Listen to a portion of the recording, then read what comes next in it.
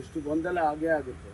ಅದಕ್ಕೆ ನಾನು ಅವರಿಗೆ ಮನವಿ ಮಾಡಿಕೊಳ್ತಕ್ಕಂಥದ್ದು, ಈ ಗೊಂದಲಕ್ಕೆ ಅವಕಾಶ ಕೊಡಬೇಡಿ. ಯಾಕೆಂದರೆ ನಾಳೆ ಸೆನ್ಸಸ್ ಬರುತ್ತೆ, 26ಕ್ಕೇನೋ ಮಾಡ್ತಾರೆ ಅಂತ ಹೇಳ್ತಿದ್ದಾರೆ. ಆ ಸೆನ್ಸಸ್ ಬಂದಾಗ ಇಟ್ಸ್ ಎ ನ್ಯಾಷನಲ್ ಸೆನ್ಸಸ್. ಅಧಿಕೃತವಾಗಿ ಈ ದೇಶದ ಜನಸಂಖ್ಯೆಯನ್ನು ಮತ್ತು ಅವರ ಸ್ಥಿತಿಗತಿಗಳನ್ನು ಅಧ್ಯಯನ ಮಾಡೋದಕ್ಕೆ ಭಾಳ ನಿಧಾನ ಆಗಿದೆ.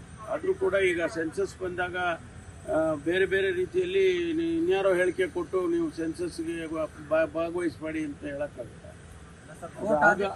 ಕೋರ್ಟ್ ಹೇಳಿದ್ದನ್ನ ಈ ರೀತಿ ಮಿಸ್ಯೂಸ್ ಮಾಡ್ತಾರೆ. ಕೋರ್ಟ್ ಕಡ್ಡಾಯ ಮಾಡಬೇಡಿ ಅಂತ ಹೇಳಿದ್ರು. ಇದರಲ್ಲಿ ಮಿಸ್ಯೂಸ್ ಅಂತ ಏನಿದೆ, what is misuse in this particular enumeration? ಏನು ಇದರಲ್ಲಿ ಈಗ ಯಾವ್ಯಾವುದ ಸಮುದಾಯ ಎಷ್ಟು ಸಂಖ್ಯೆಯಲ್ಲಿದೆ ಮತ್ತು ಯಾವ ಸ್ಥಿತಿಯಲ್ಲಿದೆ ಅಂತ ನಾವು ಮಾಡ್ತಾ ಇರೋದೇ ಶೈಕ್ಷಣಿಕ ಮತ್ತು ಸಾಮಾಜಿಕ. ಅವರ ಸ್ಥಿತಿಗತಿಗಳನ್ನು ತಿಳ್ಕೊಬಾರ್ದು ಅಂದರೆ ಏನು ಅರ್ಥ ಹೇಳಿ?